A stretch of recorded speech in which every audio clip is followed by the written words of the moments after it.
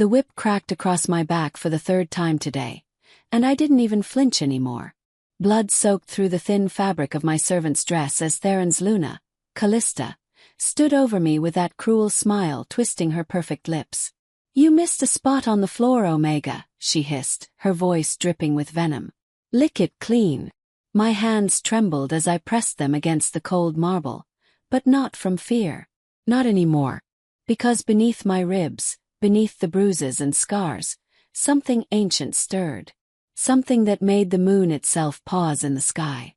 And neither of them, not Alpha Theron who cast me out, not his precious Luna who tortured me daily, had any idea that the child growing inside me would bring their entire world crashing down. Before we continue, I need you to do something for me. Drop a comment right now and tell me the city you're watching from so I can send you a hug. And if this story gives you chills, hit that subscribe button because what happens next will leave you speechless. Trust me, you don't want to miss how this Omega destroys everyone who underestimated her. Let me take you back to where it all began, 6 months before that whip ever touched my skin. My name is Alethea, and I was born under a blood moon in the lowest ranks of the Silvercrest pack. My mother died bringing me into this world, and my father followed her 3 winters later, leaving me with nothing but a tarnished name and the Omega mark on my wrist that sentenced me to a life of servitude. But I didn't mind the hard work. I didn't mind the long hours in the pack house, scrubbing floors and washing linens. Because every evening, when the sun set behind the mountains and Alpha Theron returned from patrol, he would find me. He would find me in the kitchens or the gardens or the laundry rooms, and his eyes would soften in a way they never did for anyone else. "Alethea," he would whisper, pulling me into the shadows where no one could see. My little truth. That's what my name meant. Truth. And I believed with every fiber of my being that what we had was real. For 2 years, Theron and I existed in stolen moments. Midnight meetings in the forest where he would hold me like I was made of starlight. Whispered promises that one day, when the time was right, he would make me his Luna. "The pack isn't ready," he would say, stroking my hair as we lay beneath the ancient oaks. "They won't accept an Omega as their Luna. But I'm working on it, Alethea. I'm changing minds. Just give me time." And I gave him time. I gave him 2 years of my youth, my innocence, my unwavering devotion. I gave him every piece of my heart and asked for nothing in return except his love. The night everything shattered started like any other. Theron had sent word through Erastos, his beta, that he needed to see me urgently. My heart soared as I raced through the forest to our secret clearing, my bare feet barely touching the moss-covered ground. The full moon hung heavy and silver above us, so bright it cast shadows through the trees. I arrived breathless, my cheeks flushed with excitement. Maybe tonight was finally the night. Maybe he was ready to announce our bond. But when I broke through the tree line into our clearing, I stopped dead. Theron wasn't alone. Beside him stood a woman so beautiful she seemed to glow in the moonlight. Hair like spun gold cascaded down her back. Her dress, woven from the finest silks, clung to curves that made my plain servant's clothes feel like burlap against my skin. And on her wrist I saw it. The Luna mark, fresh and black and binding. "Alethea," Theron said, and his voice was different, cold, distant. Like the warmth I'd known for 2 years had been nothing but a dream. "I'm glad you came. I wanted you to meet Callista. Luna. We were joined this afternoon." The world tilted sideways. I couldn't breathe. Couldn't think. "What?" The word came out as barely a whisper. Callista's lips curved into a smile that didn't reach her ice-blue eyes. "Oh, Theron, is this the little Omega you told me about? How quaint." She looked me up and down like I was something she'd scraped off her shoe. "She's exactly as you described." My eyes snapped to Theron. "You told her about us."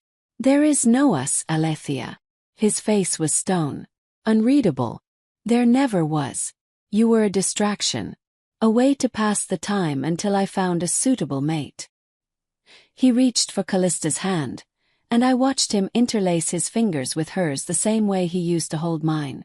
"Callista is from the Blood Moon pack. Her father is Alpha Nikolaos, one of the most powerful alphas in the Northern Territories. This union strengthens both our packs. Surely even you can understand the political necessity. Political necessity. He reduced 2 years of whispered promises and stolen kisses to political necessity. But you said, my voice cracked. You promised you would make me your Luna. You said you loved me. Callista laughed, the sound like breaking glass. Oh, you sweet, stupid girl. Did you actually believe an alpha would choose an omega? She turned to Theron, running one perfect finger down his chest. Darling, you never told me she was this delusional. Something died inside me in that moment. Some bright, hopeful part of my soul just extinguished.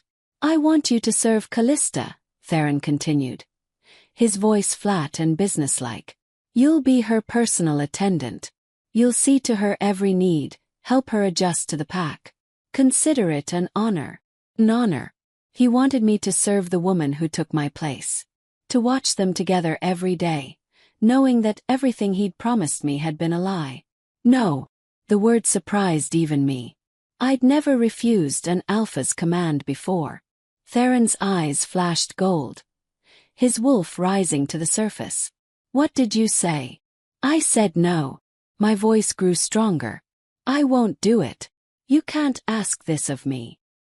His hand shot out faster than I could track, grabbing my throat and lifting me off my feet. My legs kicked uselessly in the air as his claws extended, pressing into the soft skin of my neck. You forget yourself, Omega, he growled, and this voice belonged entirely to his wolf now. I am your alpha. You will obey or you will be punished. Darkness crept in at the edges of my vision. Just when I thought he might actually kill me, Callista placed a delicate hand on his arm. Darling, put her down. Dead servants are useless servants. She tilted her head, studying me with those cold eyes. Besides, I think I'm going to enjoy having this one around. Theron dropped me.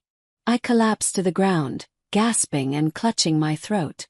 Report to the Luna's quarters at dawn, he said, already turning away. And Alethea, if you breathe a word about our past to anyone, I'll make sure you regret it. Are we clear? I couldn't speak, could only nod as tears streamed down my face. They left me there in the clearing, in the place where he'd first told me he loved me, broken and alone beneath the mocking moon. The next morning, I reported to Callista's chambers with my head down and my pride in tatters. I thought I understood cruelty. I thought I'd experienced the worst that life could offer an omega. I was so wrong. Callista took one look at me and smiled that terrible smile. You're late, she said, even though I wasn't. That's 10 lashes. My eyes widened. But talking back. That's 10 more. She circled me like a predator, and I saw something in her eyes that made my blood run cold. She knew. Somehow, she knew exactly what Theron and I had shared, and she was going to make me pay for every stolen moment. Strip off your dress. Take the punishment in the courtyard where everyone can see. Let the pack know what happens to omegas who forget their place. That was the first time I was whipped. Erastos, Theron's beta, carried out the punishment with regret written across his face. 20 lashes that tore open my back and left me bleeding in the dirt while the entire pack watched. And through it all, Theron stood on the balcony with Callista, his face expressionless as his Luna laughed. The weeks that followed blurred together in a haze of pain and humiliation. Callista found new ways to torture me daily. I wasn't allowed to eat until she'd finished her meals, which meant I often went hungry because she would deliberately leave her food untouched. I had to sleep on the floor outside her chambers in case she needed anything in the night. And the tasks she assigned me were designed for maximum degradation. The floor isn't clean enough, she would say, even when it gleamed. Get on your hands and knees and scrub it with your hair. My bathwater is cold. Heat it with your hands, and if it burns me, you'll burn too. You look at my mate too much. Perhaps I should take your eyes so you remember they belong to me. She never actually took my eyes, but the threat hung over me constantly. And Theron. He watched it all and said nothing. Did nothing. The man who had held me and whispered sweet promises had become a stranger who couldn't even meet my gaze. 3 months into this nightmare, I started feeling sick. At first, I thought it was from the lack of food and sleep. My body was exhausted, pushed beyond its limits. But then I missed my monthly bleeding. And the smells in the kitchen that used to make my mouth water suddenly made me violently ill. Well, it couldn't be. I snuck away one evening to visit Hypatia, the pack healer. She was ancient, nearly 90 winters old, but her mind was sharp and her healing gift was the strongest I'd ever seen. She lived in a small cottage on the outskirts of pack territory, where the forest grew thick and wild. "Alethea," she said when she opened her door, her milky eyes somehow seeing right through me despite their cloudiness. "I wondered when you would come." She led me inside and had me drink a bitter tea made from moonflower and yarrow. Then she placed her wrinkled hands on my belly, and I felt warmth spread through me, chasing away some of the constant pain I'd been living with. When she pulled her hands back, her expression was grave.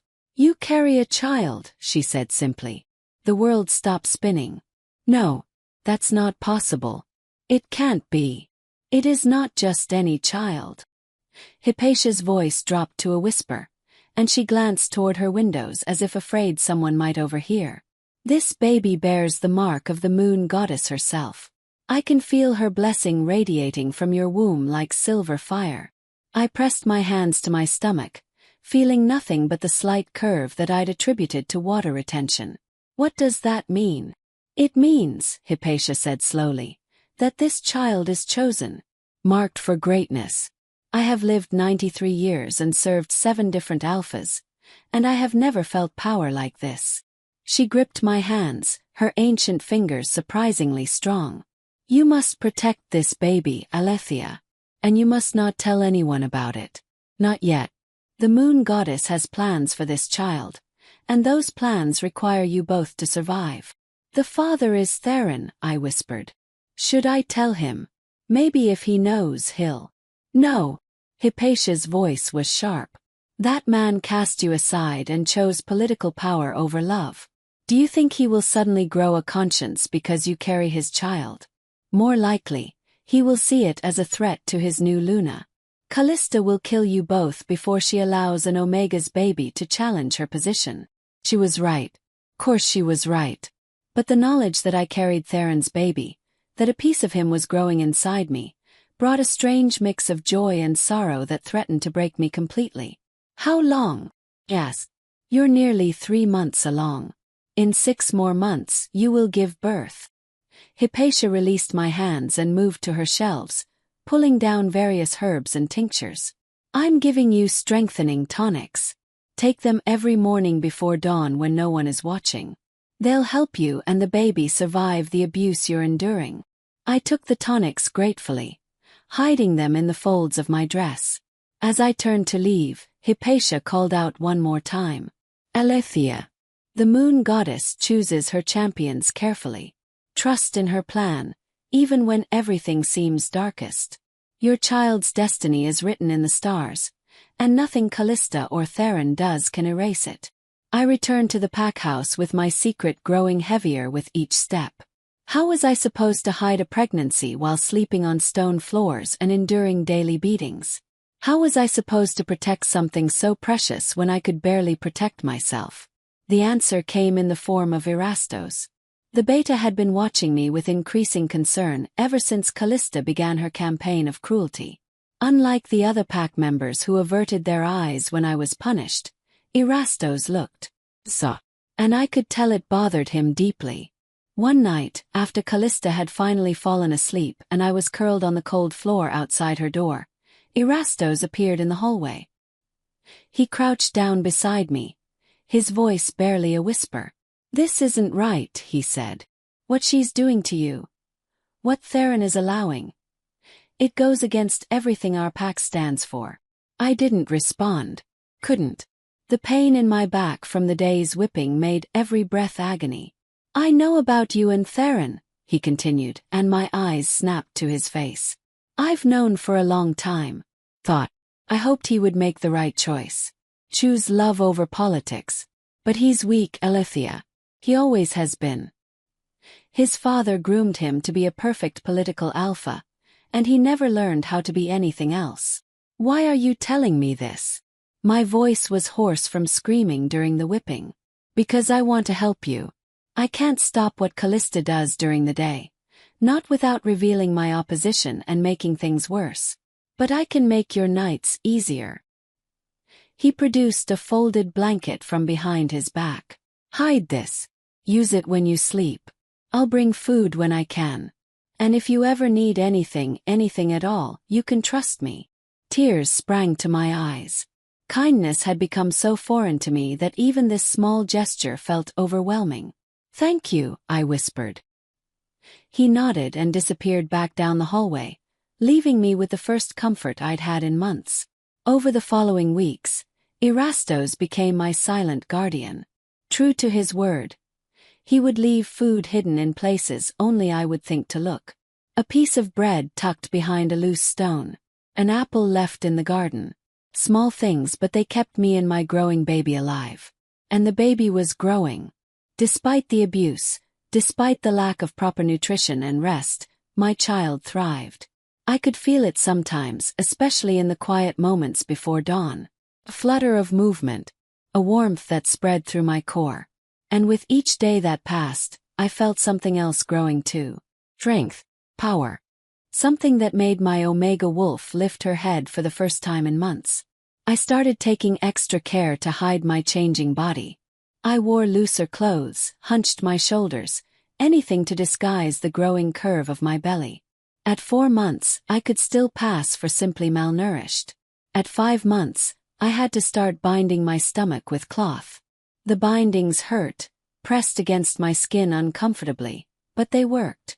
Callista was too obsessed with her own reflection to notice the changes in my body. Theron never looked at me long enough to see anything at all. The rest of the pack avoided me like I carried a plague. Only Erastos and Hypatia knew the truth, and they helped me guard it with their lives. Then came the night that changed everything. Callista was hosting a celebration for the pack's high-ranking members.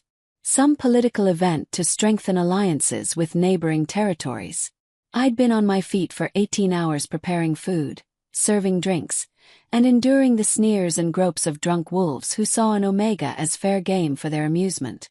By the time the guests finally left and I'd cleaned up the remnants of their feast, I was dead on my feet. My back ached from the binding around my stomach. My hands were raw from washing dishes in scalding water. All I wanted was to collapse on my blanket outside Callista's door and sleep for a few hours before dawn brought new tortures. But when I climbed the stairs to the Luna's quarters, I found the door open. Inside I could hear voices. Callista's high, cruel laugh. And Theron's deeper tones, though he sounded drunk. She looked absolutely pathetic today, Callista was saying. Did you see her face when Demetrios grabbed her? I thought she might actually cry. You've been hard on her. Theron's words were slurred. Maybe too hard. Too hard. Callista's voice turned sharp. She was your whore for 2 years, Theron. Every time I see her, I remember that her hands were on my mate before mine were. That she kissed lips that belonged to me. You think she deserves mercy. She was never my whore. For the first time in months, I heard a hint of the old Theron in his voice. She was. I cared about her. Cared about her. Callista laughed that terrible laugh. Then why did you throw her away like garbage the moment I arrived? Why do you stand on that balcony and watch while I break her piece by piece? Silence. I pressed myself against the wall outside the door, hardly daring to breathe. Because, Theron finally said, his voice hollow, I'm a coward. Because my father taught me that alpha means putting the pack above everything, even your own heart. Because I'm weak. You're not weak, my love. Callista's voice turned honeyed. You're practical. You made the right choice. And soon we'll have an heir of our own, and that pathetic Omega will just be a distant memory. An heir. I'm pregnant, darling. 2 months along. The pack physician confirmed it this morning. He paused. Now do you see why we need to get rid of her? I won't have her around when I'm carrying your child. Who knows what desperate things an Omega might do? My hand flew to my mouth to stifle a gasp. Callista was pregnant, and she wanted me gone. What are you suggesting? Theron asked warily. Banishment. Send her to the wastelands beyond the northern border. No Omega survives out there for more than a few days. Problem solved, and no blood on our hands. Callista. Unless you'd prefer I handle it more directly. Her voice took on a dangerous edge. I'm your Luna, Theron. Mate. Your future. She's nothing. Less than nothing. So you choose. Do you banish her, or do I take care of her my way? I didn't wait to hear Theron's answer. I turned and ran, my bare feet silent on the stone floors. I ran through the pack house, through the gardens, into the forest beyond. Branches tore at my clothes and skin, but I didn't stop. Couldn't stop. Because I knew, with absolute certainty, that if I stayed even one more night, Callista would kill me and my baby both. I ran until my lungs burned and my legs gave out. I collapsed in a clearing I didn't recognize, gasping for air, my hands pressed protectively over my belly. The moon, nearly full again, gazed down at me through the canopy of trees. Please, I whispered to the sky, to the moon goddess I'd prayed to every night of my life. Please help me. Help my baby. I don't care what happens to me, but this child. Hypatia said this child is chosen by you. Don't let it end like this. The moon seemed to pulse, growing brighter. And then I felt it. A warmth spreading through my body, starting at my core where my baby slept and radiating outward. My skin began to glow with silver light. The pain in my back faded. The exhaustion lifting. When the light finally dimmed, I looked down at my hands and gasped. The Omega mark on my wrist was gone. In its place, a new mark had appeared. A crescent moon wrapped around a star, shimmering with an otherworldly luminescence. You are chosen, a voice whispered in my mind, ancient and powerful. You and the child you carry. Rise, Alethea. Your suffering has forged you into something stronger than any alpha who cast you aside. The heir you carry will reshape the world of wolves, but first you must survive. First, you must become who you were always meant to be. Power flooded through me unlike anything I'd ever experienced. My Omega wolf, small and timid for so long, grew. Transformed. When I closed my eyes, I could feel her inside me, larger and stronger, her fur gleaming silver in my mind's eye. I pushed myself to my feet, standing tall for the first time in months. The binding around my stomach felt suffocating now, wrong. I tore it away, letting my belly show round and proud in the moonlight. I am Alethea, I said to the forest, to the moon, to myself. I carry the heir chosen by the moon goddess. And I will not hide anymore. But I couldn't go back to the pack house. Not yet. Callista would kill me on sight. And even with this new power thrumming through my veins, I wasn't foolish enough to think I could take on an entire pack alone. Not while pregnant. Not while my first responsibility was to the life growing inside me. So I did what any mother would do. Ran. For 3 days I moved through the forest, heading north and west away from Silvercrest territory. I survived on wild berries and stream water, sleeping in hollow trees and caves. The moon's blessing seemed to protect me from the worst of the elements. When it rained, I stayed dry. When the temperature dropped, I stayed warm. And the baby inside me grew stronger with each passing hour. On the 4th day, I collapsed at the border of new territory. I could smell it, the scent markers of a different pack. I was trespassing, which could mean death, but I had no choice. I couldn't go any further. I must have passed out because the next thing I knew I was being carried. Strong arms held me against a broad chest. A man's voice called out orders I couldn't quite understand through the fog in my mind. When I finally opened my eyes, I found myself in a bed. An actual bed with soft sheets and warm blankets. For a moment I thought I'd died and this was some version of the afterlife. She's awake. A woman's voice, gentle and kind. I turned my head to find a female wolf sitting beside the bed. She had dark hair braided with silver threads and warm brown eyes that crinkled with concern. Easy, she said when I tried to sit up. You're safe here. You're in the Moonshadow Pack territory. I'm Delia the healer. What's your name? Alethea, I whispered, my hand instinctively going to my belly. Your baby is fine, Delia assured me quickly. Strong heartbeat, good movement. Whatever that mark on your wrist is, it's been protecting you both. She gestured to the crescent moon and star that still glowed faintly on my skin. Before I could respond, the door opened and a man entered. He was tall and muscular, with black hair shot through with silver and eyes the color of amber. Power radiated from him in waves. Nalpha. I'm Alexandros, he said, his voice deep but not unkind. Alpha of the Moonshadow Pack. You were found unconscious at our border. Care to explain why a pregnant woman marked by the moon goddess herself is wandering alone through dangerous territory? And so I told him everything. About Theron and his broken promises. About Callista and her cruelty. About the baby I carried and the blessing I'd received. I held nothing back because something about Alexandros made me trust him. Maybe it was the way he listened without judgment. Maybe it was the fury that flickered in his eyes when I described my treatment at Silvercrest. When I finished, he was quiet for a long moment.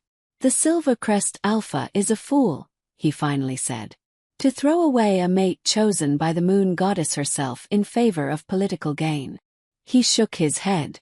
But his loss is your gain, Alethea. You and your child are welcome here in Moonshadow territory. We'll protect you both. Why? I couldn't help asking. You don't know me.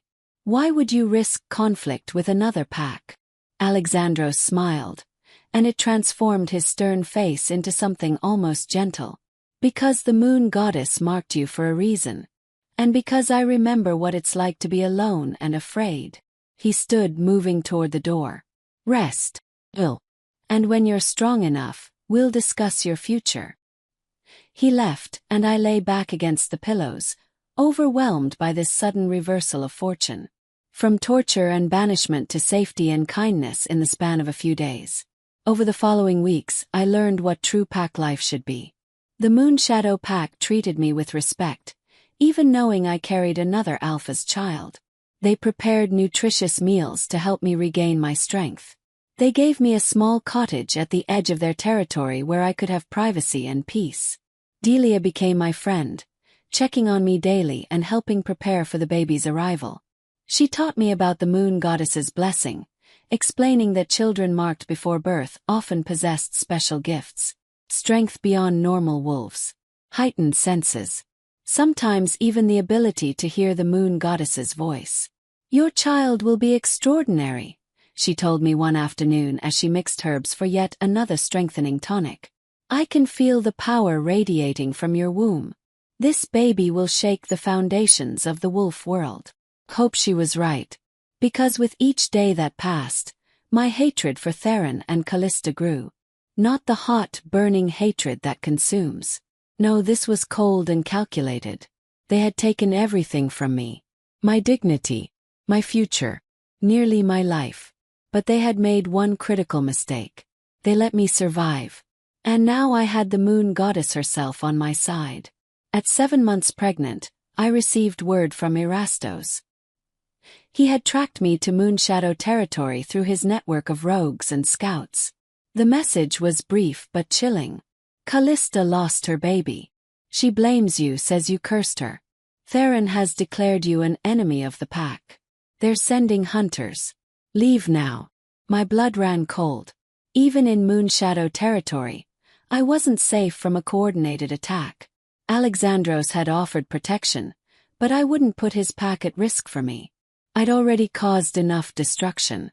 I went to Alexandros that evening and told him I needed to leave. Absolutely not, he said firmly. You're 7 months pregnant, Alethea. You can barely walk some days. Where would you go? Anywhere but here. I won't let your pack suffer because of me. My pack is stronger than Silvercrest's hunters. His amber eyes flashed. Let them come. We'll show them what happens when they threaten those under Moonshadow protection. And come they did. 3 days later, just before dawn, 12 of Silvercrest's best hunters crossed into Moonshadow territory. They moved like shadows through the forest, heading straight for my cottage with murder in their hearts. But Alexandros had been prepared. His warriors intercepted them before they got within 100 yards of me. The battle was brief and brutal. Moonshadow wolves were renowned for their fighting prowess, and they proved why that night. When the sun rose, 11 of the 12 hunters were dead. The sole survivor was dragged before Alexandros, bloodied and broken. "Tell your alpha," Alexandros said, his voice carrying across the assembled pack, "that Alethea and her child are under my protection. Any further attacks will be considered acts of war. And unlike Theron, I do not make empty threats." The hunter was released and sent limping back to Silvercrest. I watched him go from the doorway of my cottage, one hand on my swollen belly, the other clenched into a fist. The baby kicked hard against my ribs, as if agreeing with my dark thoughts. "Soon, my little one. Soon you'll be born, and then we'll show them exactly what they threw away." The final 2 months of my pregnancy passed in relative peace. No more attacks came from Silvercrest. Apparently the message had been received. But I knew Callista wouldn't forget, wouldn't forgive. The hatred between us was now a living thing, growing and festering like an infected wound. On the night of another blood moon, exactly 9 months after that terrible night when Theron announced his mating with Callista, my labor began. The pain was unlike anything I'd experienced, and I'd experienced considerable pain over the past months. Delia stayed by my side, coaching me through each contraction, wiping my brow with cool cloths. "You're doing beautifully," she encouraged. "The baby is strong. I can feel it." Hours passed. The moon rose higher, turning the sky crimson. And just as the moon reached its peak, just as the entire world seemed to hold its breath, my baby was born. The cry that erupted from those tiny lungs was powerful enough to rattle the windows. Delia caught the baby, her eyes widening in shock. "It's a boy," she breathed. "Alethea, you have a son." She placed him on my chest, and I looked down at the most beautiful thing I'd ever seen. He had a thick shock of black hair, just like Theron. But his eyes, when they opened, were pure silver. Not blue or brown or gold like normal wolf pups. Silver like the moon itself. And on his tiny chest, right over his heart, was a mark. The same crescent moon and star that adorned my wrist, but his glowed brighter, pulsing with power. "Hello, Lysander," I whispered, the name coming to me like a gift from the moon goddess herself. My little liberator. My warrior. My chosen one.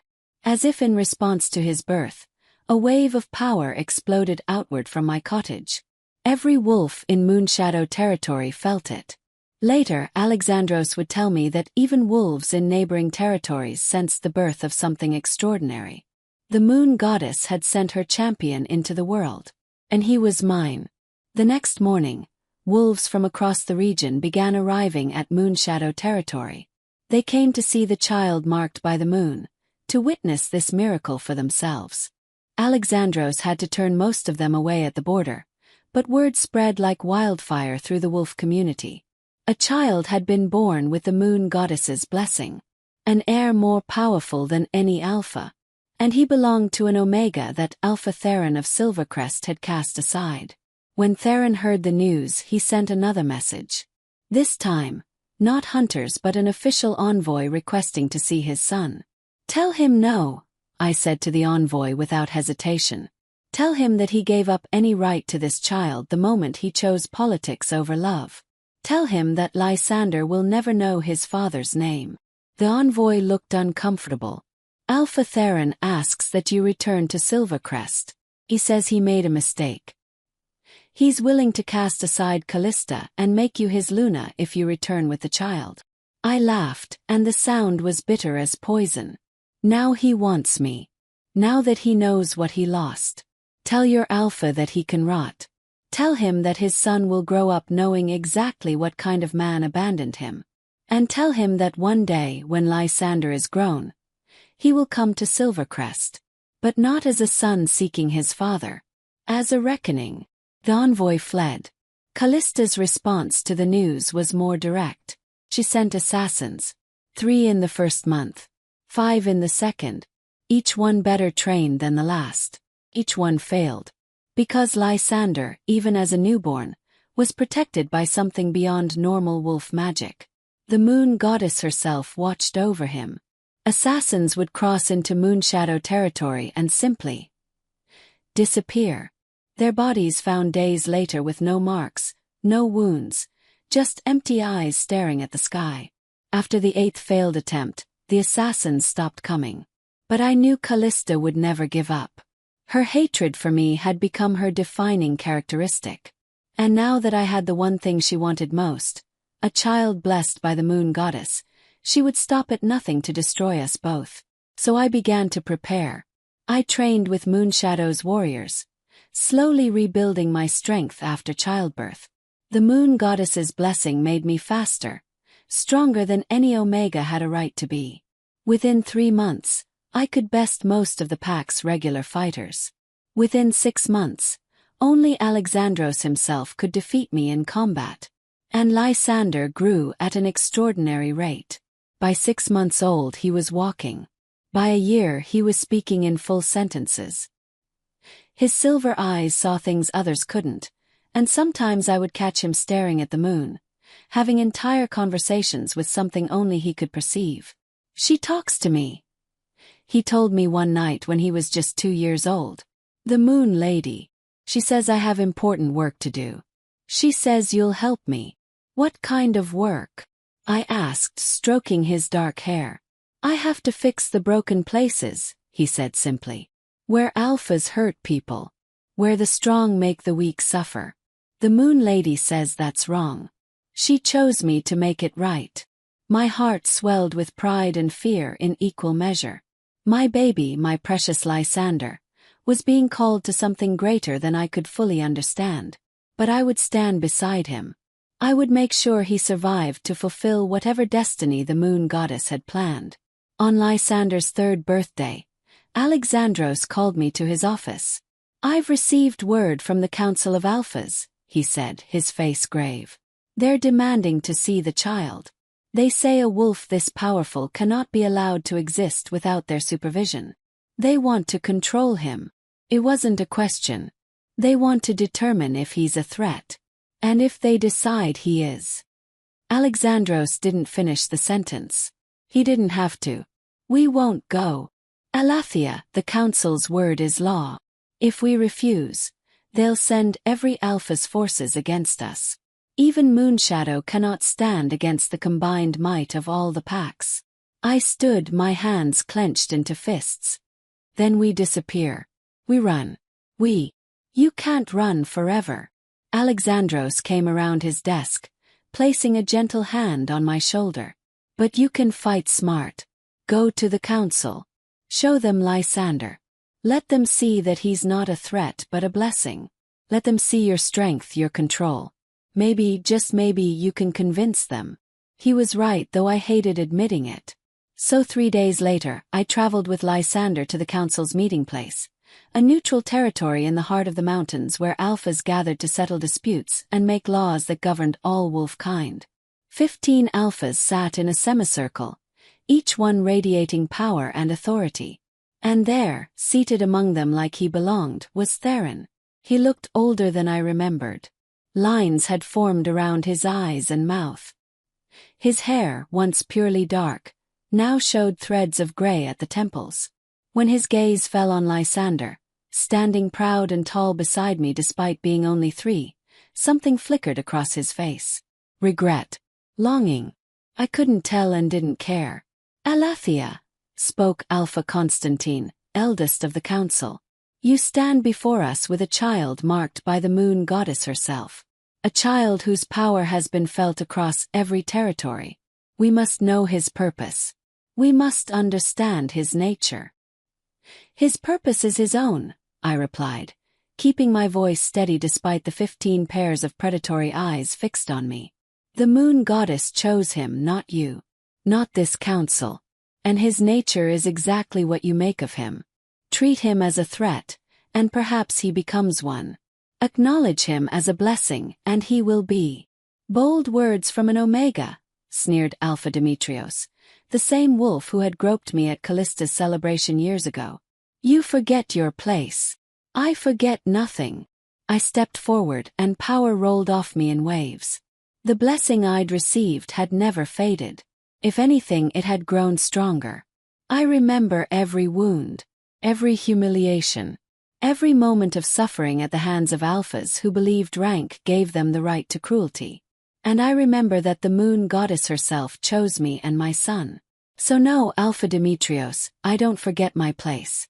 My place is exactly where the goddess put me. The question is, do you remember yours? Silence fell across the council. Several alphas shifted uncomfortably. Even Constantine looked taken aback. Then Theron stood. I wish to speak, he said, his voice carrying across the chamber. I wish to address the Omega Aletheia and the child Lysander. Constantine nodded permission. Theron stepped down from his seat, approaching us slowly. Close, I could see the toll the last 3 years had taken. He looked haunted, broken in ways that had nothing to do with physical wounds. Aletheia, he began, and his voice cracked. I have spent every day since you left regretting my choices. I was a fool, coward. I chose power and politics over the one person who actually loved me. And I've paid for it. Callista and we're miserable.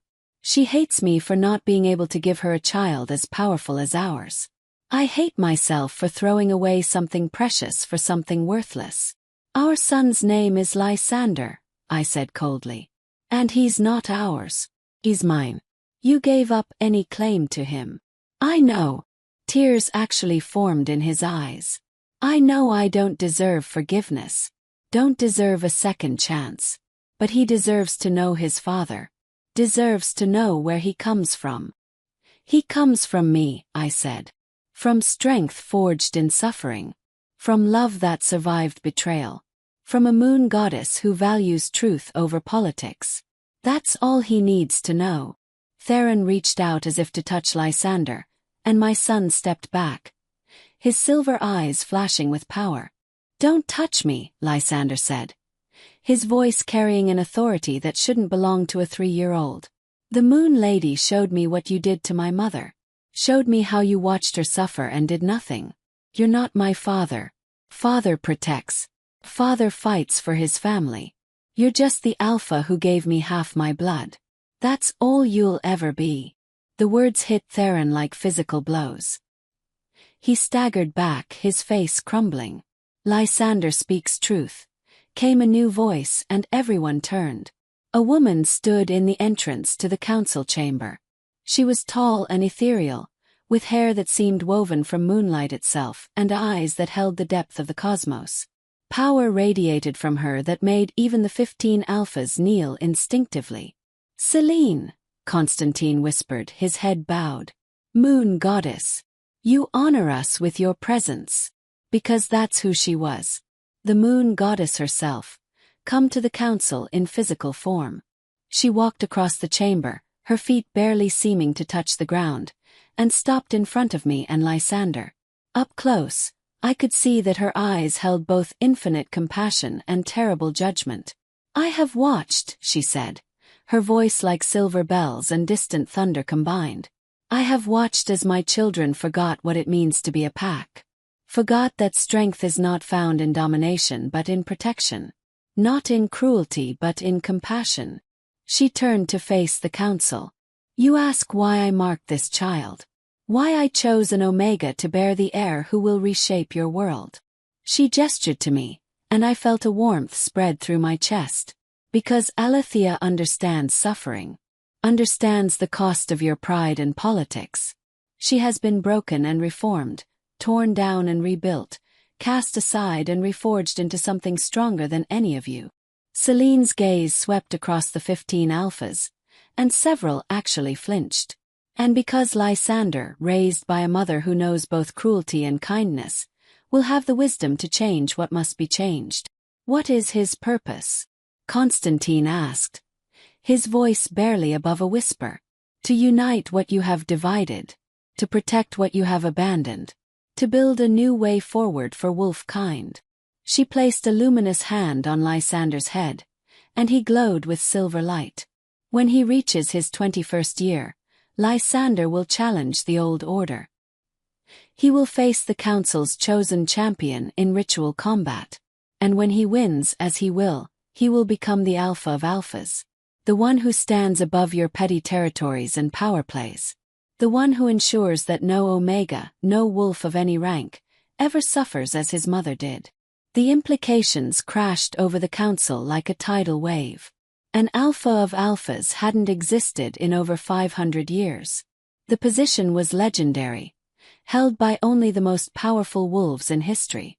And the moon goddess was declaring that my 3-year-old son would claim that title. This is unprecedented, Alpha Leonidas of the Western Pax protested. The council has governed for centuries without issue. We don't need. You need exactly this, Celine cut him off, her voice sharp. Do you think I am unaware of the corruption that festers in your territories? The Omegas sold like cattle. The weak wolves worked to death. The rogues hunted for sport. Her eyes flashed with divine fury. I gave you free will to govern yourselves, and you have squandered it. Now I send my chosen one to correct your course. She turned back to me, and her expression softened. Raise him well, Alethea. Teach him strength and mercy in equal measure. Show him that power without compassion is tyranny, but compassion without power is futility. And when the time comes, trust that I have prepared you both for what must be done. Then, as suddenly as she appeared, Celine vanished. The council chamber erupted into chaos. Alphas shouting, arguing, some in fear, some in fury. But Constantine raised his hand, and silence gradually fell. The moon goddess has spoken, he said heavily. Her word is law. The child Lysander is to be protected and prepared for his destiny. Any who move against him move against Celine herself. His ancient eyes found mine. Alethea, you and your son are under the council's official protection. Return to Moonshadow territory. Continue his training. In 18 years, we will reconvene for the ritual combat. I bowed my head in acknowledgement, then took Lysander's hand and turned to leave. Alethea, wait. Theron's voice stopped me at the doorway. I looked back at him, this alpha who had once been my whole world, now just a broken man with regret etched into every line of his face. I just want you to know, he said quietly, that I'm sorry, truly deeply sorry, and I'm glad you survived, glad you found strength, glad our son will be extraordinary. I don't ask for forgiveness because I don't deserve it. I needed you to know. For a long moment I studied him. The man who had loved me and betrayed me, who had given me Lysander but taken everything else. And I realized something profound. I didn't hate him anymore. Hate required energy, emotion, investment. And Theron had none of that from me now. He was simply a chapter in my story. An important one because it led me here to this moment, to this destiny. But not one I needed to keep rereading. I know you're sorry, I said. And maybe, in another lifetime that would be enough. But in this one, you're just the alpha who taught me that loving someone weak makes you weak too. So thank you for that lesson. I won't forget it. I left him standing there and didn't look back. The journey back to Moonshadow territory took 3 days. Lysander was unusually quiet, processing everything he'd witnessed at the council. On the final night, as we camped under the stars, he finally spoke. Mother, why didn't the Moon Lady just make me alpha of alphas now? Why do I have to wait 18 years? I pulled him close, breathing in his little boy scent that still, somehow, carried a hint of moonlight. Because power without wisdom is dangerous, my love. You need time to grow, to learn, to understand what it truly means to lead. The goddess isn't giving you a title. She's giving you a responsibility. And that requires preparation. Will you prepare me? Every day of your life. And I did. The years that followed were filled with training. Alexandros taught Lysander combat and strategy. Delia taught him about healing and the old ways. I taught him about justice and mercy, about using strength to protect rather than dominate. But I also taught him about pain, about betrayal, about the cruelty that wolves inflicted on each other when they forgot their bonds. I showed him the scars on my back from Callista's whip, told him stories about omegas in other territories who suffered even worse, made sure he understood that his power wasn't just for show, but for purpose. Never forget where you came from, I told him again and again. Never forget that your mother was an omega who scrubbed floors and endured whips. Because the day you forget that, the day you start thinking you're better than the wolves you're meant to protect, that's the day you become just like them. Lysander absorbed everything like a sponge. By age 10, he could best warriors twice his size. By 15, his strategic mind had helped Moonshadow territory expand peacefully into neighboring lands. And by 20, he had become exactly what the moon goddess intended, a perfect balance of strength and compassion, power and wisdom. Throughout those years, Silvercrest continued to exist under Theron's increasingly weak leadership. Callista, bitter and childless despite numerous attempts, had turned the pack into a reflection of her cruel nature. Omegas lived in constant fear. Weak wolves disappeared regularly. The territory that had once been prosperous and strong became known for oppression and suffering. I heard all of this through Erastos, who had finally left Silvercrest in disgust. He joined Moonshadow and became one of Lysander's most trusted advisors. Your son needs to see what Silvercrest has become, he told me one evening. Needs to understand what he's fighting against. So when Lysander turned 21, the year of the ritual combat, I took him to the Silvercrest border. We didn't cross into the territory.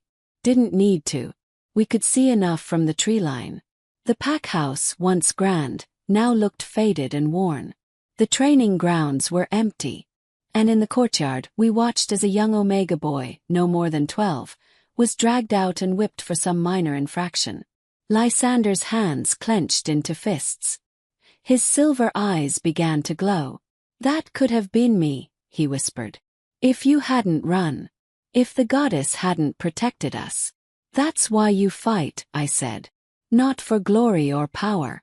But for that boy. For every Omega who suffers. For every weak wolf who's bullied.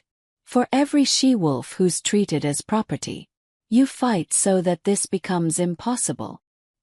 He nodded, his jaw set with determination. Let's go. The council awaits. The ritual combat was held at the same neutral territory where the council had first met my son 18 years ago. But this time, thousands of wolves from every pack had gathered to witness.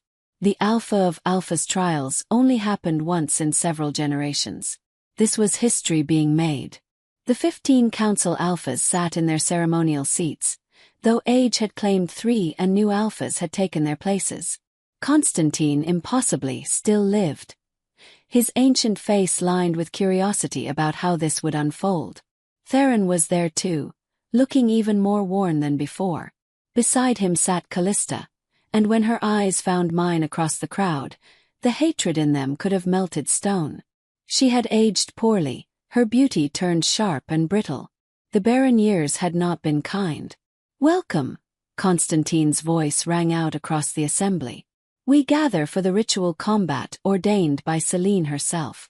Lysander, son of Alethea, will face the council's chosen champion.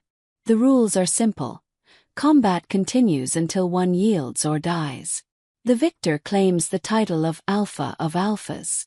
Lysander stepped forward into the combat circle, and gasps rippled through the crowd. My son had grown into a magnificent wolf, tall and powerfully built, with his father's dark hair and my determined spirit, but with those unmistakable silver eyes that marked him as moon-chosen. I am ready, he declared, his voice carrying to every corner of the gathering. Then meet your opponent, Constantine said. The crowd parted, and my blood turned to ice.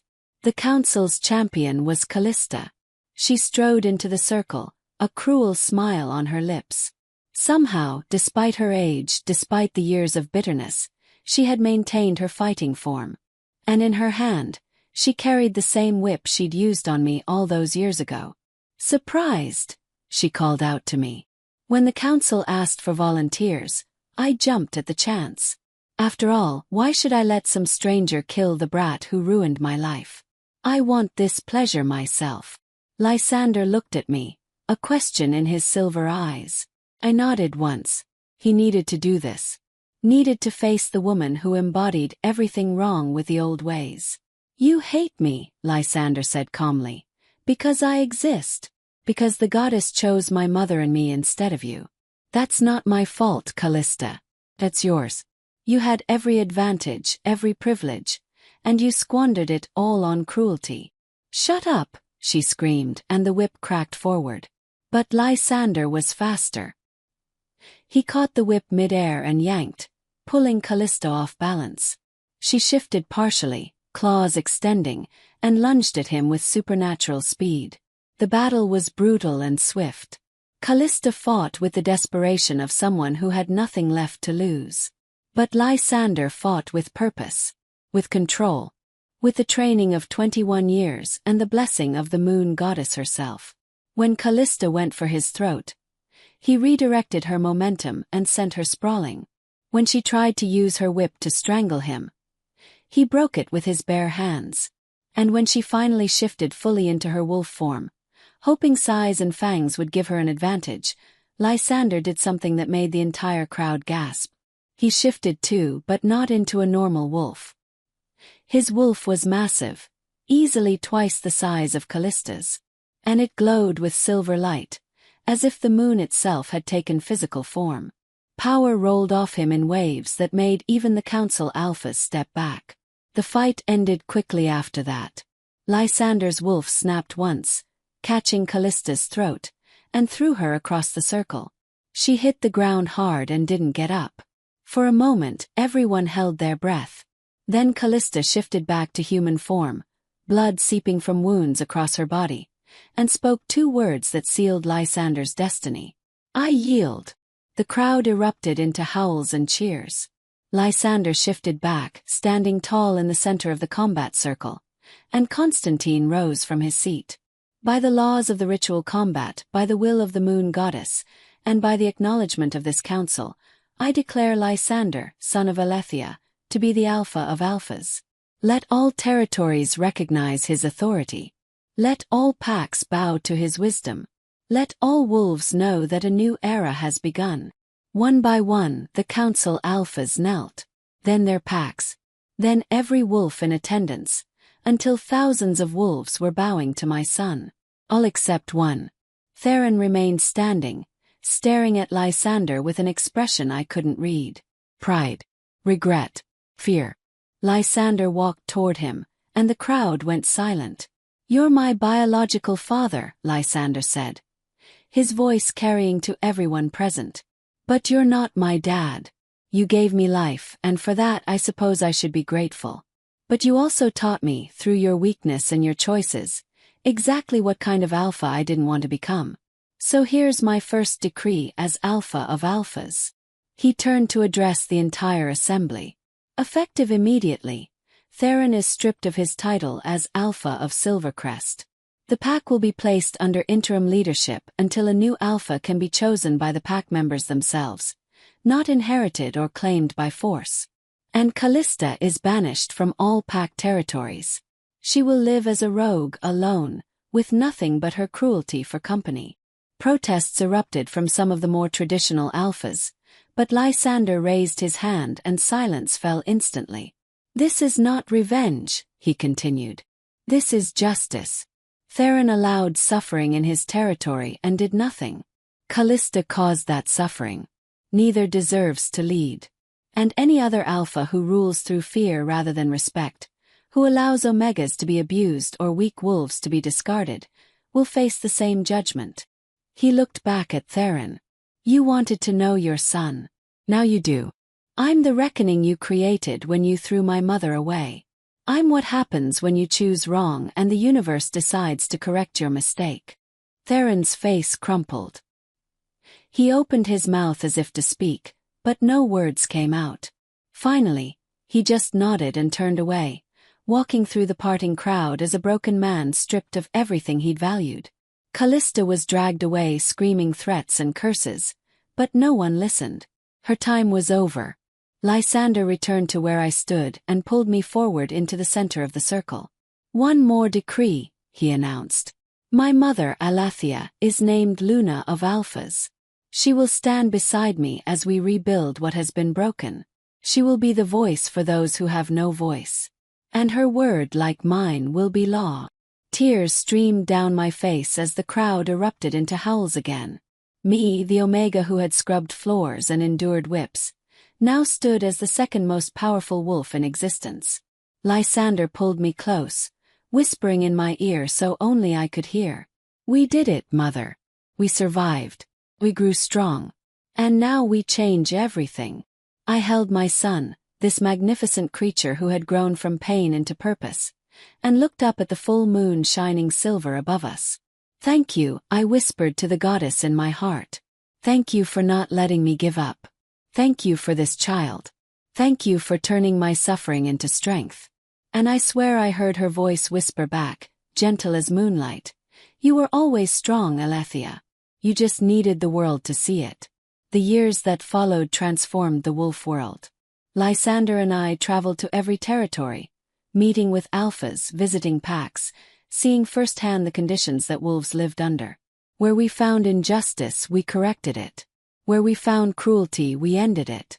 And where we found alphas who refused to change, we replaced them. It wasn't always peaceful. Some resisted, some fought. But Lysander's power, combined with the moon goddess's blessing and the support of wolves who were tired of living in fear, proved too strong to resist. Within 5 years, Omega slavery was abolished across all territories. Wolves could no longer be bought, sold, or traded. Within 10 years, pack membership became voluntary rather than compulsory. Rogues were no longer hunted on sight but offered paths back into pack life if they chose. And throughout it all, I stood beside my son, the Omega turned Luna, who proved that strength had nothing to do with the rank you were born with and everything to do with the choices you made. I occasionally heard news of Theron.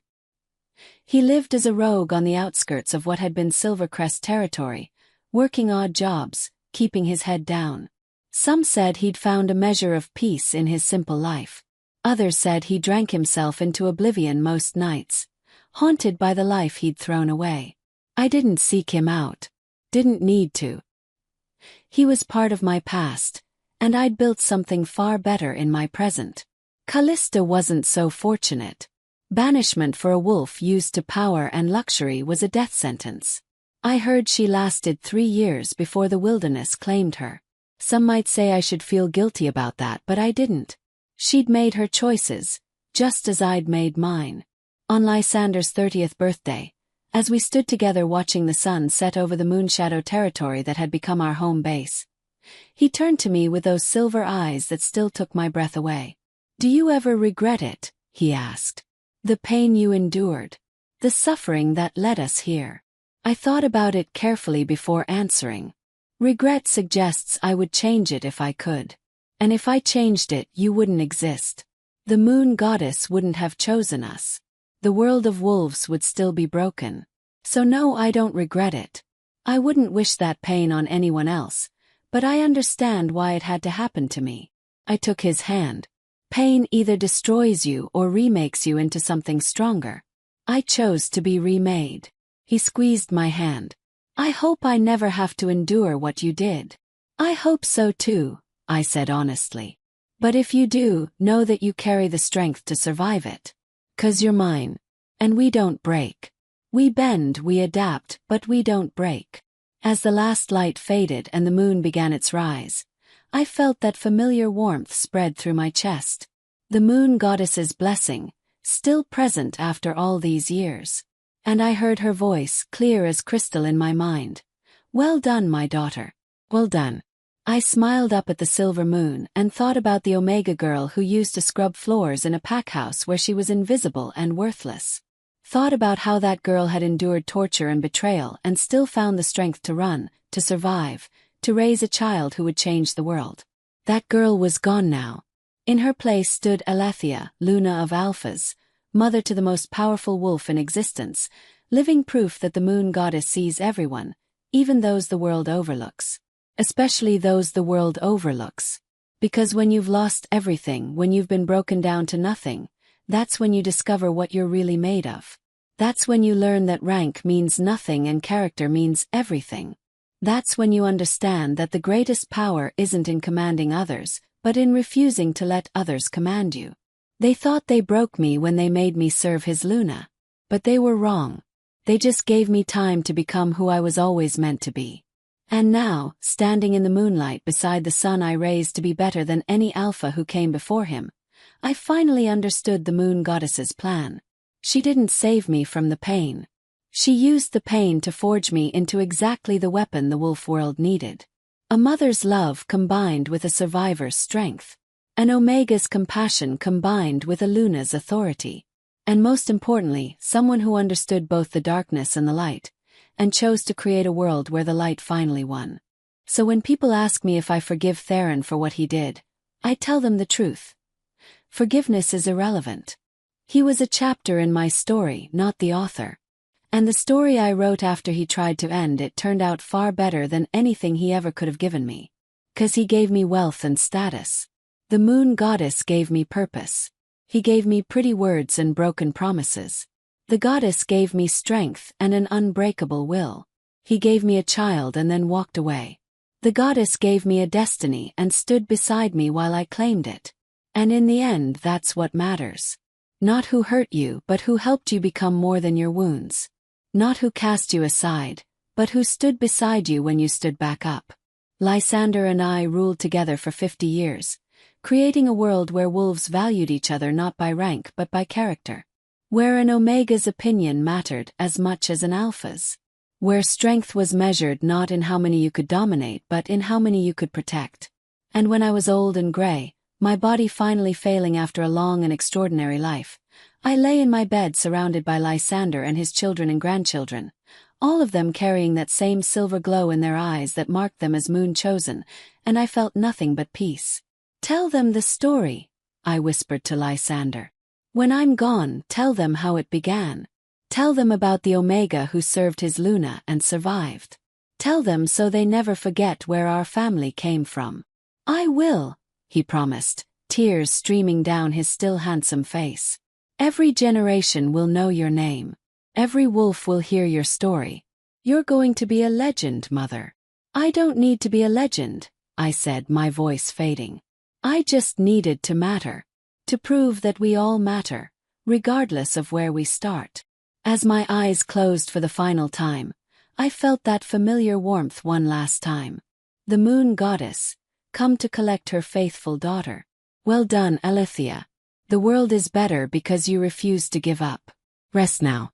Your work is complete." And with my son's hand in mine and the goddess's voice in my heart, I let go. But my story, the story of the Omega who became a Luna, who raised the Alpha of Alphas, who transformed the wolf world through love and strength and unwavering determination, that story lived on. It lives on still. In every Omega who refuses to accept their assigned place. In every wolf who chooses kindness over cruelty.